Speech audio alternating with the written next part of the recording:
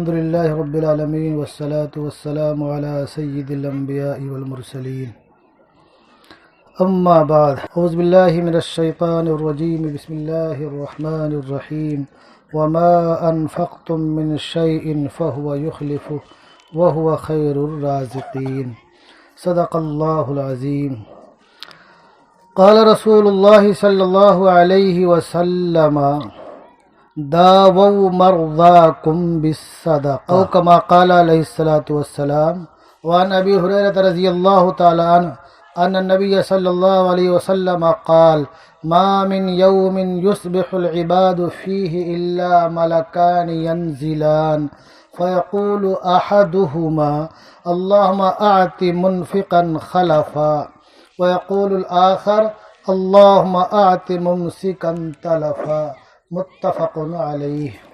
جنہیں یہ دکھ ہے کہ کاش ہم کربلا میں ہوتے، جنہیں یہ دکھ ہے کہ کاش ہم کربلا میں ہوتے تو سر کٹاتے۔ جناب اصغر شباب اکبر پہ، جناب اصغر شباب اکبر پہ ہم اپنے نور نظر کٹاتے۔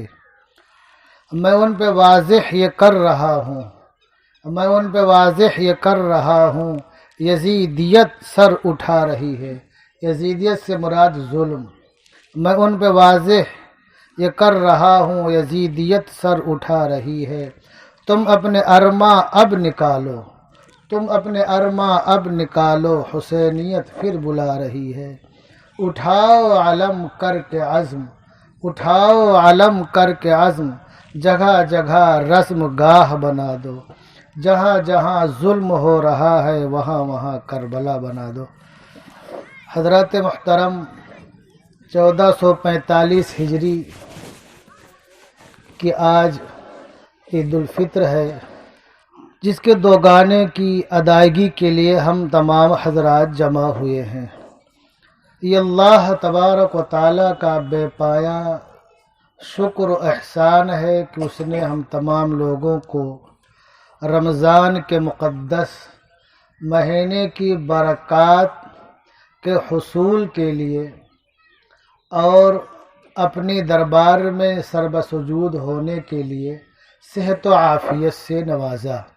اللہ تبارک و تعالی ہم تمام لوگوں کی عمروں میں برکت پیدا فرمائے اور ہم ایسے ہی آئندہ سال رمضان المبارک کے برکات کو حاصل کرنے والے اور بارگاہ ایزدی میں 2 رکعت نماز ادا کرنے والے رہیں، اور ایسے ہی اللہ تبارک و تعالی ہم تمام لوگوں کو اپنے گاؤں، علاقے، بستی کے، موضع کے اور اپنی مسجد میں سے منسلک اور عیدگاہ سے منسلک تمام لوگوں کو ایسے ہی ایک ساتھ اپنے پیشرو بزرگوں اور پرکھوں کے ساتھ جناب محمد الرسول اللہ صلی اللہ علیہ وسلم کے مبارک ہاتھوں سے حوض کوثر پر ایک ساتھ جام کوثر نوش کرنے کی سعادت عطا فرمائے۔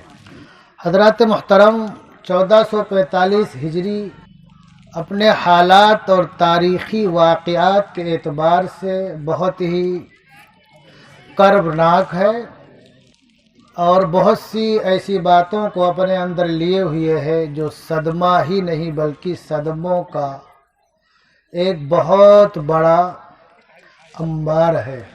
بہت سی باتیں آپ حضرات بخوبی جانتے ہیں، اس کو واضح کرنے کی ضرورت نہیں ہے۔ حالات ہیں اور جو حالات چل رہے ہیں، ہمارے مظلوم بھائیوں پہ جو ظلم و زیادتی ہو رہی ہے اور جنہیں ان کے اپنے گھر سے بے گھر کیا جا رہا ہے، قبلِ اول پر غاصبانہ قبضہ کی تیاری ہو رہی ہے۔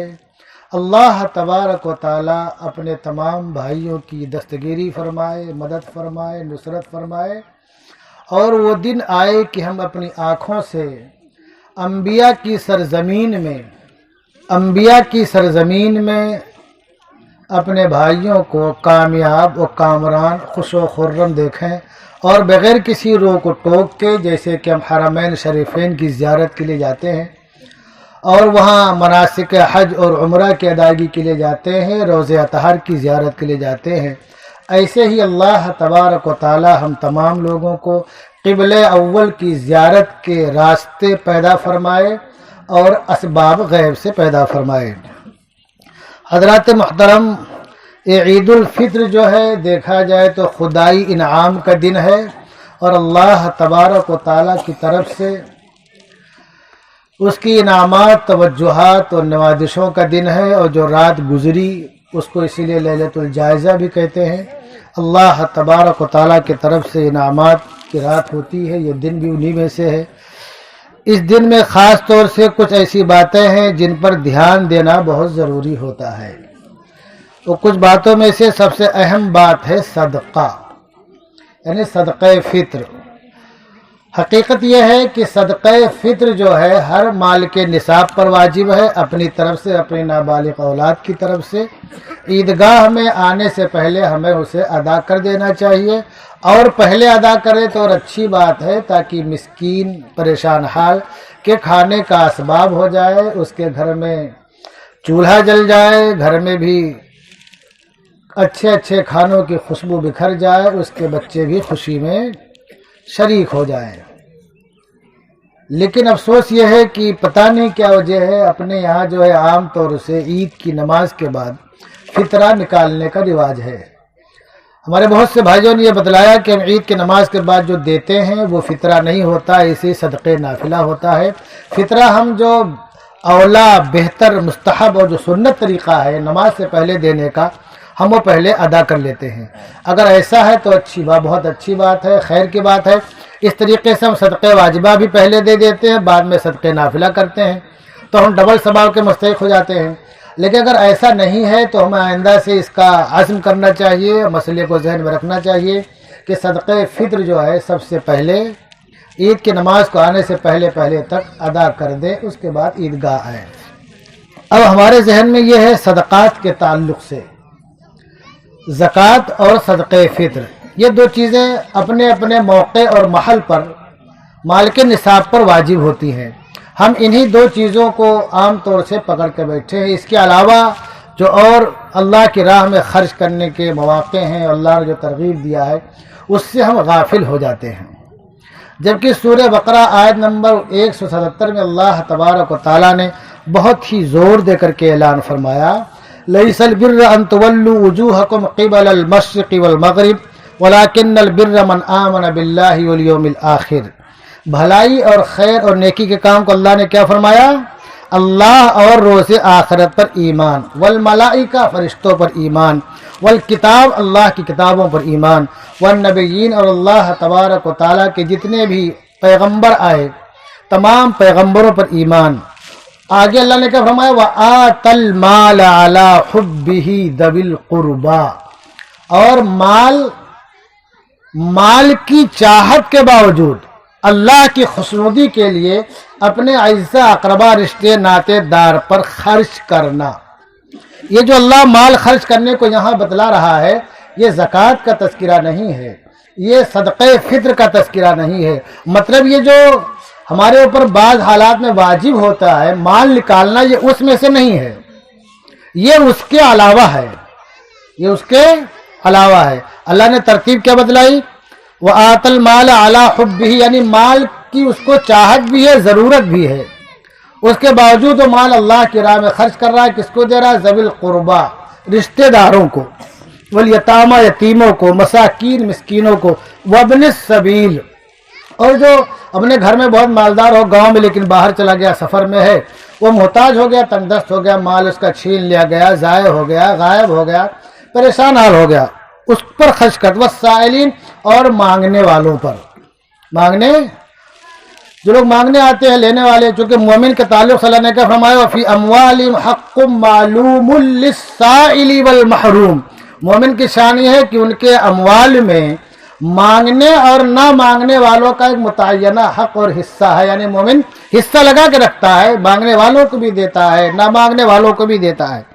وَفِي الرِّقَابِ، اور گردن چھڑانے میں، اس زمانے میں گردن چھڑانے کا تصور اس لیے نہیں ہے کہ غلامیت کا زمانہ نہیں ہے، لیکن گردن چھڑانے کا ایک دوسرا موقع آتا وہ کیا ہے؟ ہمارے وہ نوجوان اور تعلیم یافتہ افراد اور علماء اور مشائخ جو بلا وجہ قید و بند کی صحبتیں جھیلنے پر مجبور ہو جاتے ہیں، بلا وجہ ان کو ٹھونس دیا جاتا ہے جیلوں میں، ان کی رہائی کے اسباب پیدا کرنا، ان کی پیروی کرنا، ان کی ضمانت کرانا، ان کے بچوں کے اخراجات، یہ سب اس میں شامل ہے، جو عام طور سے کچھ تنظیمیں کرتی ہیں، اور کچھ تنظیموں میں جو سب سے نمایاں نام ہے، سب سے زیادہ جو کام کرتی ہے، جو ہزار کیس لڑتی ہے، وہ جمعیت العلماء ہے۔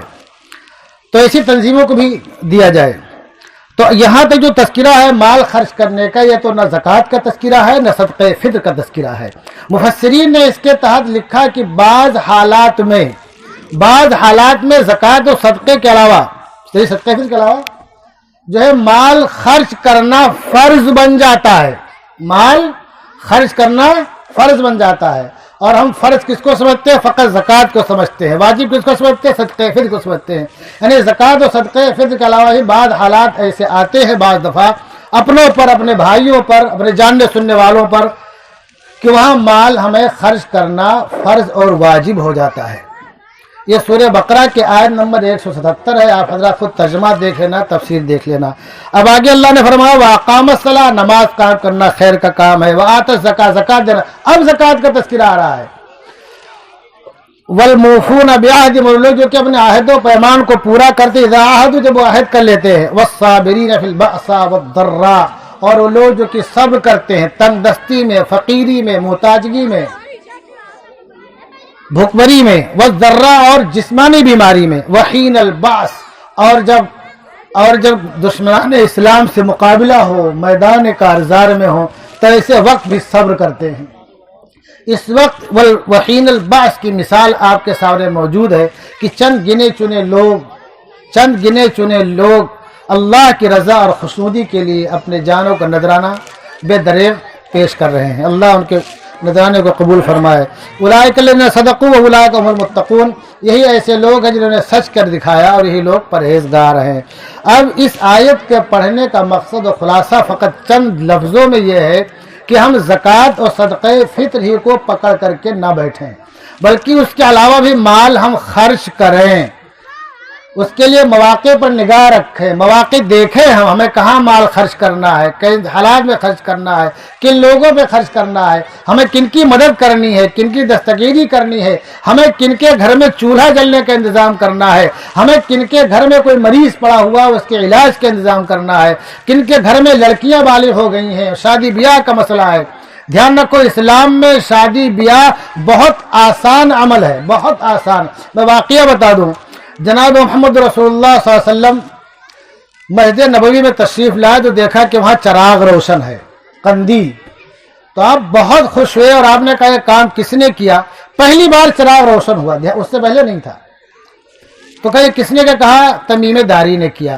تو جناب محمد رسول اللہ صلی اللہ علیہ وسلم نے ارشاد فرمایا، دیکھو خلاصہ کائنات کیا فرما رہے، اگر آج میری کوئی بیٹی ہوتی تو میں اس کا نکاح تمیم داری سے کر دیتا۔ اتنے زیادہ خوش ہوئے، آپ کے پہلو اور بازو میں آپ کے چچیرے بھائی حضرت نوفل بن حارث موجود تھے۔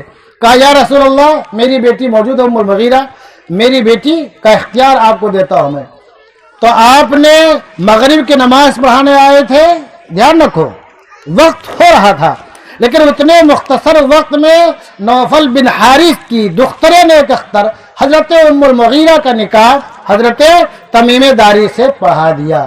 تو نکاح کتنا عمل ہے، مغرب کی نماز اور اذان میں کتنا فاصلہ ہوتا ہے، بہت کم فاصلہ ہوتا ہے، یعنی بہت کم اور مختصر ٹائم میں نکاح ہو گیا۔ کچھ خرچ آیا، کوئی تیاری کرنی پڑی، کسی کو نوتا دینا پڑا، کسی کے ہاں کارڈ دینا پڑا، کسی کو بلانا پڑا، کچھ خریداری کرنی پڑی، کچھ نہیں۔ یعنی کہ میں یہ کہنا چاہتا ہوں نکاح بہت آسان عمل ہے۔ ہم نے دوسروں کی دیکھا دیکھی، وہ لوگ جو کہ بیٹیوں کو بہنوں کو حصہ نہیں دیتے ہیں اپنے مال میں، جب بیٹی اپنے گھر سے چلی گئی تو وہ پڑھائی ہوگی، اس کے لیے ماں باپ کا دروازہ بند ہو گیا۔ ان کی دیکھا دیکھی ہم بھی کیا کہتے ہیں، پڑھ گئے اسی رسم و رواج میں، اسی ریت میں۔ تو میں یہ کہنا چاہتا ہوں کہ بھارت کی ریت کو ہم نے اپنا لیا، اس ریت کی وجہ سے شادی بیاہ بہت ہی مہنگا ہو گیا، بہت ہی تو ہمارے گھروں میں بہت سے لوگوں کے یہاں بیٹیاں جوان ہو جاتی ہیں، بیٹھی رہتی ہیں، اس کا انتظامات نہیں کر پاتے یہاں کی ریت کے مطابق.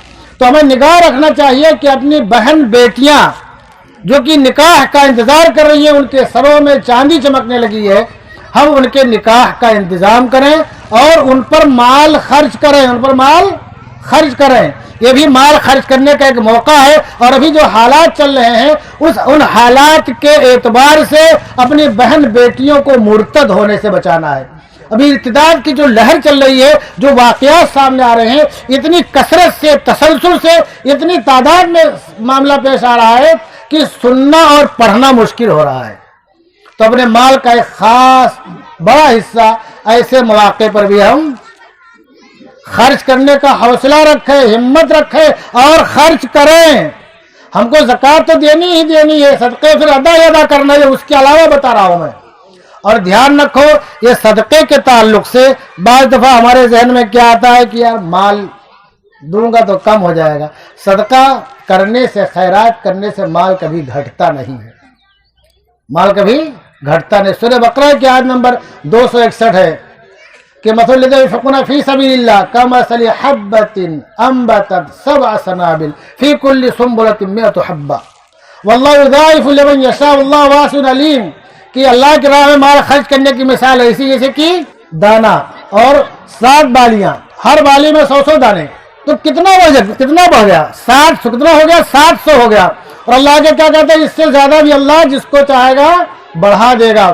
تو اجر اللہ تعالیٰ کتنا بڑھاتا ہے، اس کا بدلہ اللہ کتنا بڑھاتا ہے.